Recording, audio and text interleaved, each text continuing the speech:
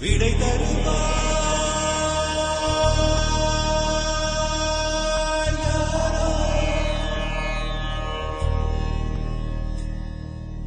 எனது கை என்னை அடிப்பதுவோ